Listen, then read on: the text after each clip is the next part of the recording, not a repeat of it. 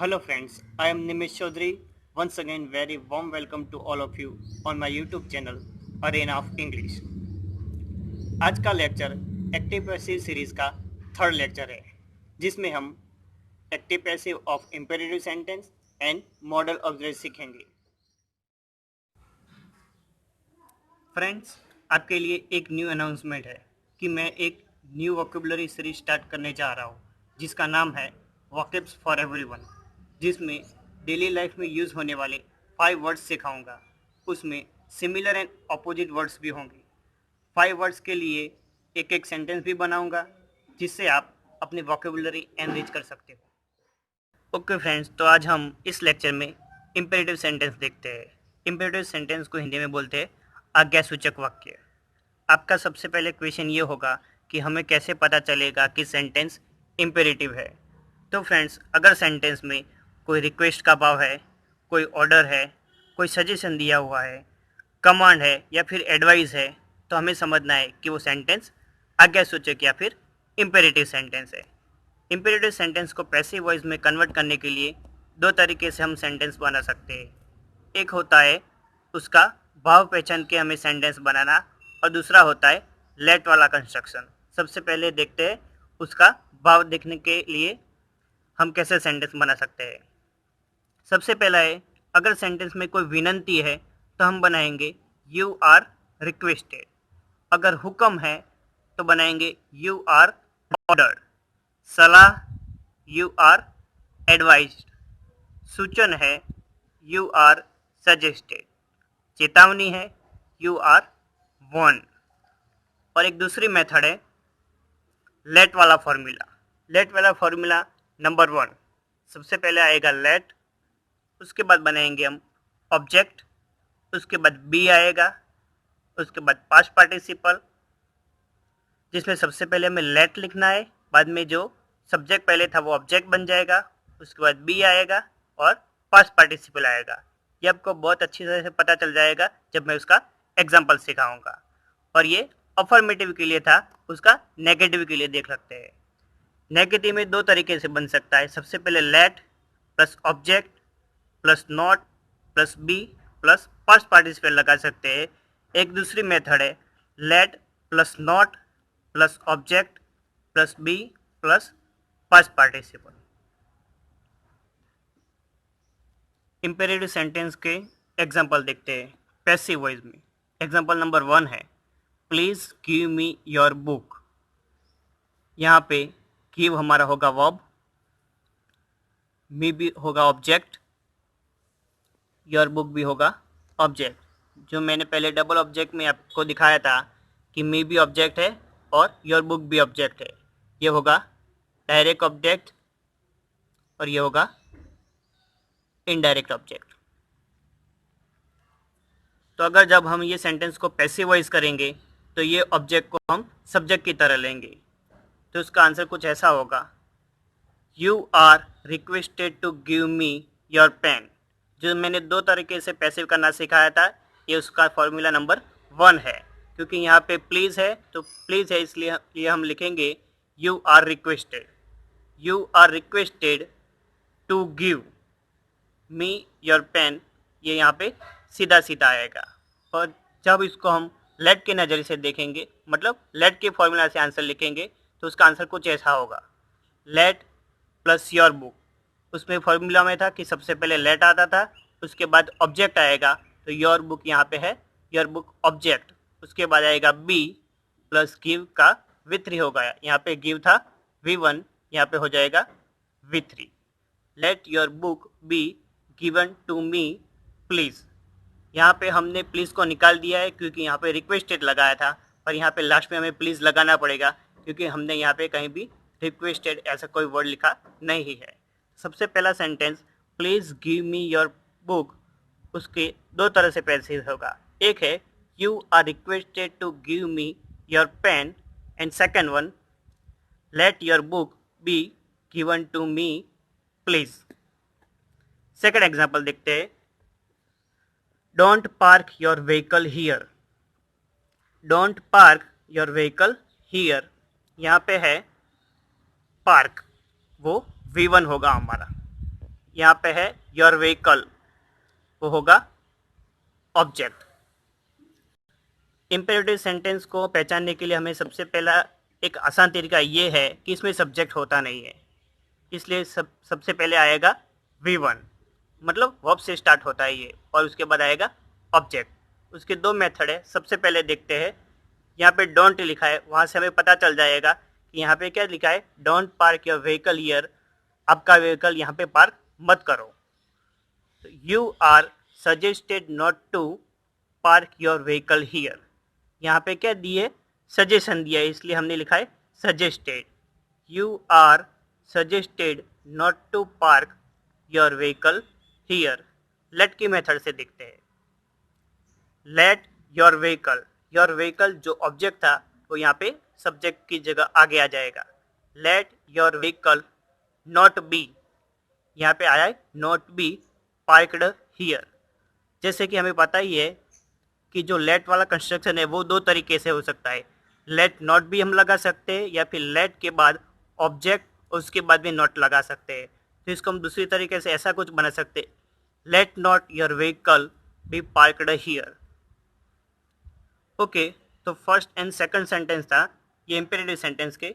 Third sentence देखते हैं अब। डोंट टच इट, यहाँ पे टच हमारा V1 है और इट है हमारा ऑब्जेक्ट। सब्जेक्ट नहीं है इसलिए सेंटेंस इंपेरेटिव है, वो हमें पता चल जाएगा। इसको लेट के कंस्ट्रक्शन से पहले देखते हैं। सबसे पहले आएगा लेट, बाद में ये सेंटेंस है, डोंट लिखा है मतलब नेगेटिव है, तो लेट इट, ये ऑब्जेक्ट है वो आगे आ जाएगा। Let it not be touch, जो V1 था वो यहाँ पे बन जाएगा V3।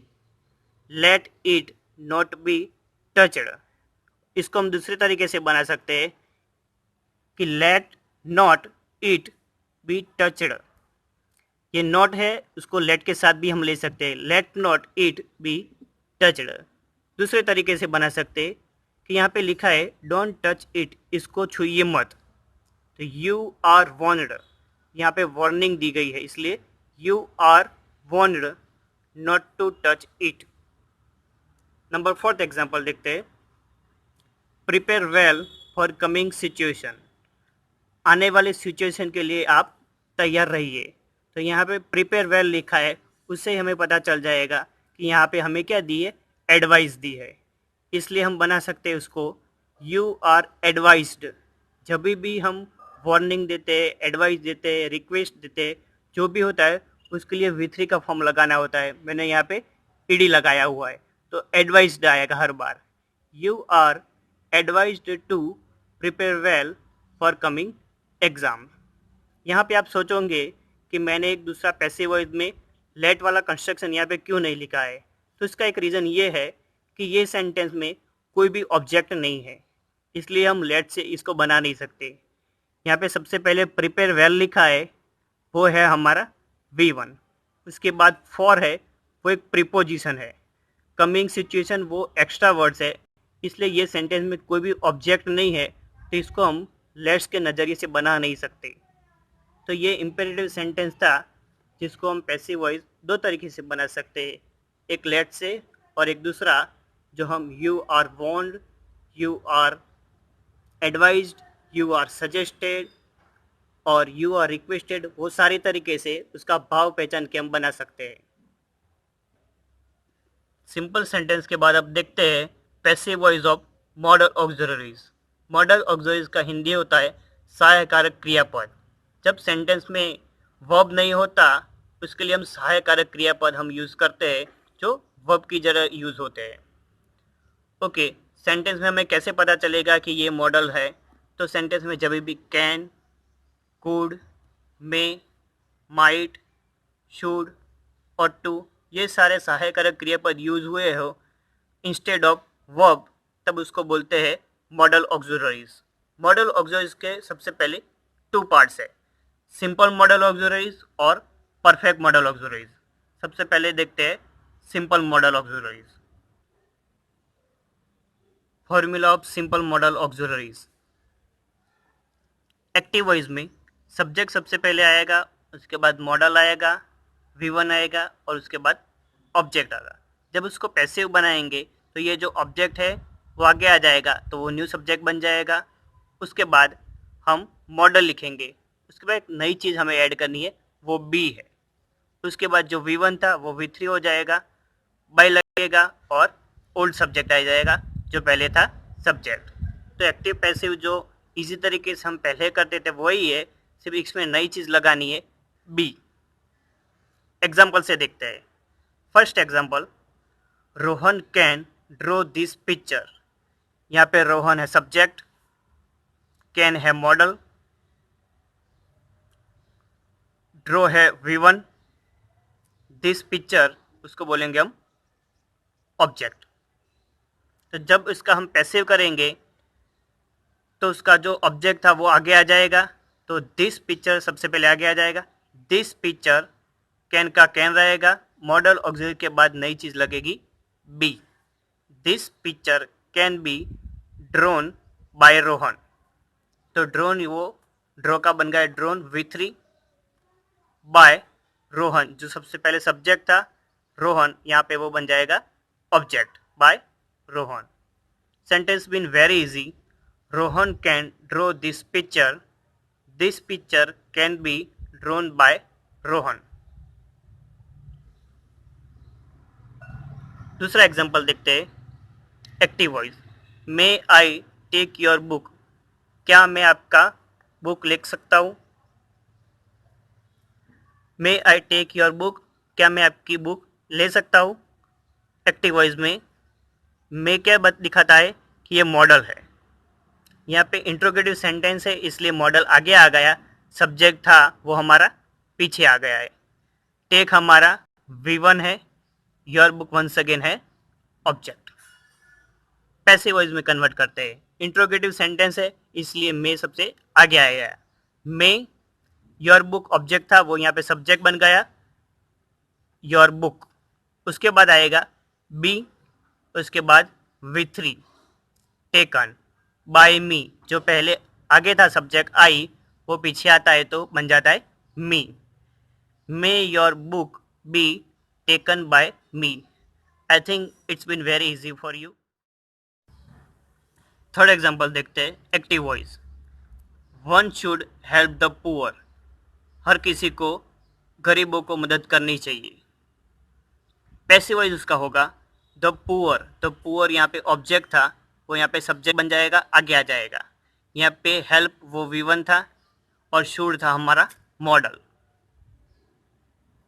पैसिव जब बनेगा तो ऑब्जेक्ट आगे आ जाएगा। द पुअर शुड बी, यहाँ पे शुड मॉडल था उसके पीछे लगेगा be. The poor should be helped, जो V1 था उसका बन जाएगा V3। तो हम देखते हैं परफेक्ट मॉडल ऑक्सिलरीज। उसकी फॉर्मूला है एक्टिव वॉइस में subject plus model plus have plus past participle plus object. Passive voice में जो ऑब्जेक्ट था वो आगे आ जाएगा तो न्यू सब्जेक्ट बन जाएगा, मॉडल का मॉडल सीधा आएगा, हैव का हैव आएगा, एक नई चीज़ लगेगी यहाँ पे बीन। उसके बाद पास्ट पार्टिसिपल का पास्ट पार्टिसिपल आएगा, बाय आएगा, बाद में ओल्ड सब्जेक्ट, जो पहले सब्जेक्ट था वो पीछे ओल्ड सब्जेक्ट बन जाएगा। एग्जाम्पल देखते हैं उसका। Example number 1, active voice. Nikul may have attended the meeting. Nikul यहाँ पे बन गया सब्जेक्ट, मे हो गया मॉडल, हैव आया, उसके बाद अटेंडेड V3 मतलब पास्ट पार्टिसिपल, द मीटिंग उसका है object. The Nikul may have attended the meeting. Nikul ने शायद से मीटिंग अटेंड की होगी। उसका पैसिव करेंगे तब ऐसा होगा, द मीटिंग था वो आगे आ जाएगा, सब्जेक्ट बन जाएगा जो पहले था object. The meeting might have, जो ये मे था उसका बन जाएगा माइट, हैव का हैव रहेगा, माइट हैव। उसके बाद नई चीज़ लगेगी बीन। अटेंडेड का अटेंडेड जो V3 था बाद में आएगा बाय राज। सॉरी यहाँ पे मैंने राज लिखा है, जो था निकुल। तो आंसर ऐसा होगा, the meeting might have been attended by Nikul. एक दूसरा एग्जाम्पल देखते हैं। सेकेंड एग्जाम्पल देखते हैं, active voice. If you had behaved well, we might have respected you. अगर आपने अच्छा बिहेवियर किया होता तो हम आपको रिस्पेक्ट देते। ये दो सेंटेंस है, उसमें एक सेंटेंस के अंदर दो सेंटेंस बनाए हुए हैं। If you had behaved well you might have been respected us. इसमें ये जो पहला सेंटेंस है जो परफेक्ट पास्ट टेंस का है, if you had behaved well, यहाँ पे परफेक्ट पास्ट टेंस का सेंटेंस वैसे का वैसा आएगा। If you had behaved well, यहाँ पे कॉमा के बाद ये सेंटेंस है जो परफेक्ट मॉडल ऑक्सिलरी बताता है। यहाँ पे माइट है इसलिए ये परफेक्ट मॉडल ऑक्सिलरी है, might have. We might have respected you, इसमें वी सब्जेक्ट है, माइट मॉडल हुआ, हैव आता है उसके बाद,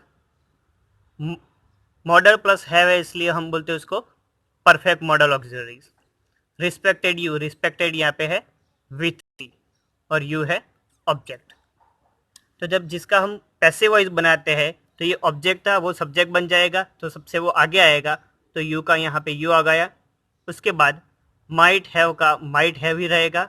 उसके बाद नई चीज़ यहाँ पे लगेगी जो बीन है, रिस्पेक्टेड का रिस्पेक्टेड रहेगा, और उसके बाद जो सबसे पहले सब्जेक्ट वी था वो यहाँ पे पीछे आ जाएगा, तो वो बन जाएगा अस।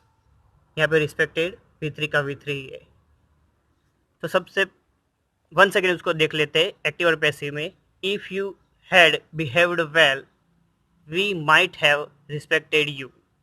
पैसिव इसका होगा if you had behaved well, यहाँ पे वही का वही आएगा, you might have been respected us. यहाँ पर एक्टिव पैसिव ख़त्म हो रहा है। अगर आपको कोई डाउट है तो आप कमेंट में लिखकर मुझे बता सकते हो। ग्रामर में अब मैं बेसिक्स के लेक्चर बनाऊंगा जो नाउन और प्रोनाउन से स्टार्ट होगा। Thanks for watching me, bye for now.